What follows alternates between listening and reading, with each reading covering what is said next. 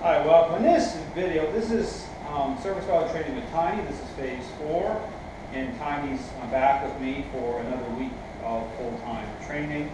And the focus right now is on picking up objects. You can see in this exercise me getting her to focus on picking up different objects.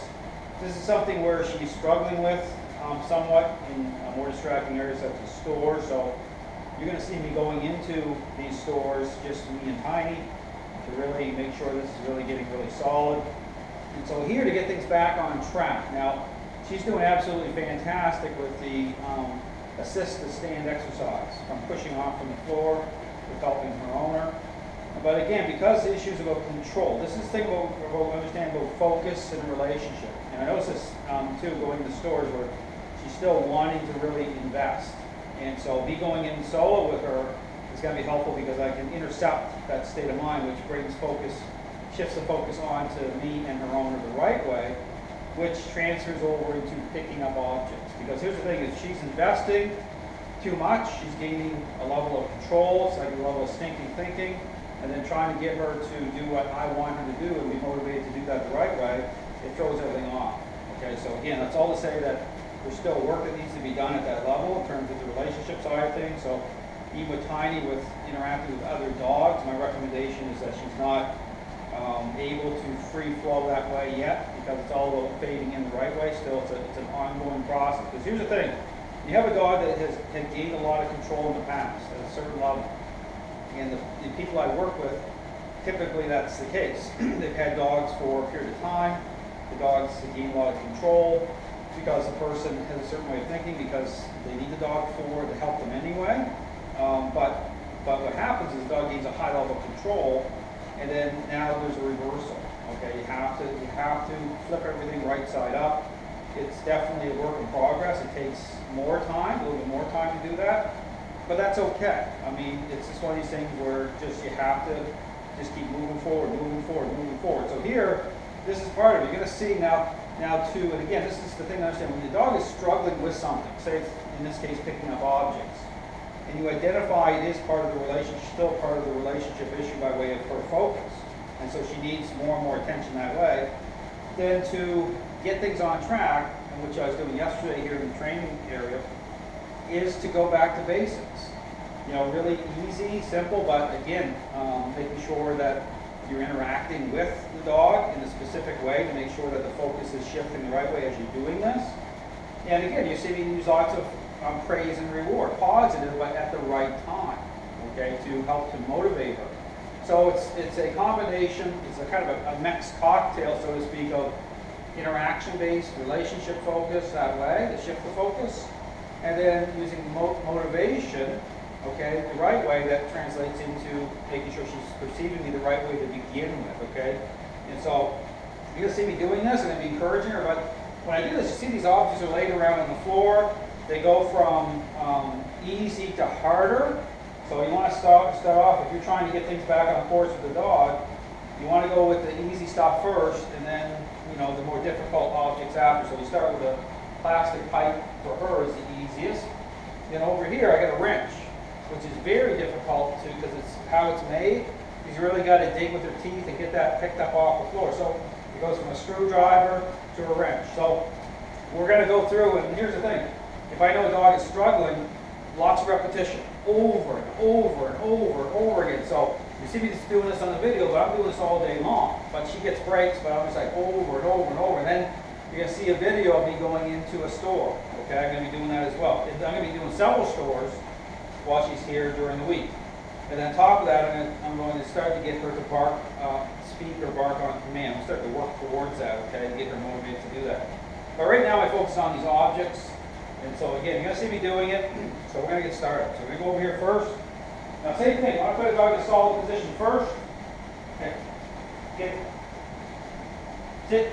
Get. Sit. Get. Sit. Sit. Good girl. Good girl. Good girl. Lots of motivation. And now put this one away. Now here's the thing, you want it solid too. So when you do this exercise, expectation is you got to pick it up. I want her to stay in the sit position. I want her to hold it longer and longer and longer so I can take it from her mouth. I don't want her to dropping it. She drops it, she pick it up again until it gets more stable and solid. So Cindy, move close to the other one. She's hovering over it. I want to pick it up. I want to direct her attention to pick it up. Get it. Sit. Sit. Hey. Get it. Sit. Get it. Sit. Good girl. Good girl. Now there's a very interesting moment. If you watch it again, okay, you'll see how I'm switching to nudging her. So I'm giving her like little nudges to redirect her focus, okay, onto the object. Now here's the thing. Because again, this is all about a sequencing. I can get away with nudging her just at certain moments to redirect her attention to, because what I'm doing by doing the nudging, I'm saying, you need to get it, that's a demand. But the moment she takes it, okay, because she will, she'll take it and gets it up, lots of really good reward. Now you notice the first time she dropped it, and I just re-engaged her. So that's not good enough. So the thing is to really, she did excellent there. So again, it's just about how this kind of cleans up. And again, it ended on a good note because they could really give her lots of praise, lots of reward, because I finished strong. That's what I meant, finished strong. So next object here, hover over, get it. Sit. Good girl, good girl. Now that's the best thing that you can do. Now if you get one like that, you saw that there where it's like really direct. She takes it, she holds it, there's no dropping, it's really clean, it's excellent. That's the best thing because then I can really praise her. It's like a complete move from start to finish. But it's about shaping. Shaping. So it's the same thing. Hovering over another object, another piece of plastic pipe. Get it. Sit. Out. Good girl. Good girl. Excellent. Good girl. Really good. Good girl.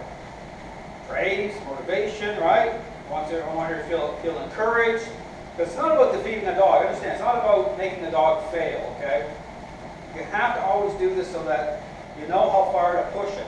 Okay. You want to push it to a level where it ends on a good note. Even though I'm doing certain things to assert influence, it's all to direct her attention the right way. Same thing, over here, I'll go over another object, I'll get her into a sit position first, give her a second, get it. Sit. Good girl, good girl, good girl. I gave a really good praise for that, lots of good praise, attention. Now, if a naturalistic thing like she's scratching at her, so I'm not going to, necessarily interrupt that. Okay, there's some natural behaviors that I'm not always going to interrupt. I may interrupt them if they become too much and until she's just not focusing. But the same thing here. Now is the more difficult one. Screwdriver.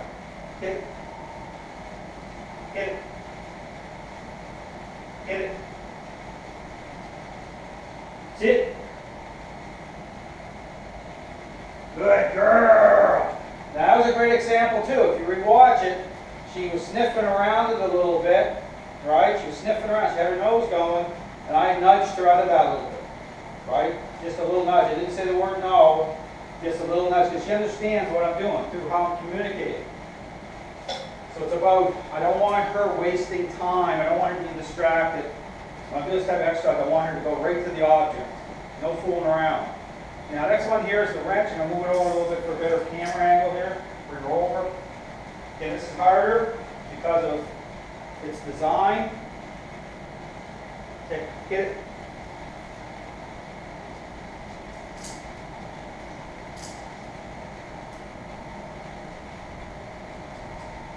Sit. Good girl. Good girl. That was really good. That's what I'm talking about. Really good praise. See, this really good praise. This is a time. Really good praise. Good girl. Because that ends it. That's a great way to motivate. High note there. You saw how she was like picking, and then brought it up. I don't care how she brings it up. It could be hanging out of her mouth for the most part. As long as she has a hold of it and she's, has it and completes the exercise, that's what matters. So she did great. So great opportunity to see how to get this back online, back on track. And again, the next video you'll see me in a store with her. So thanks for watching.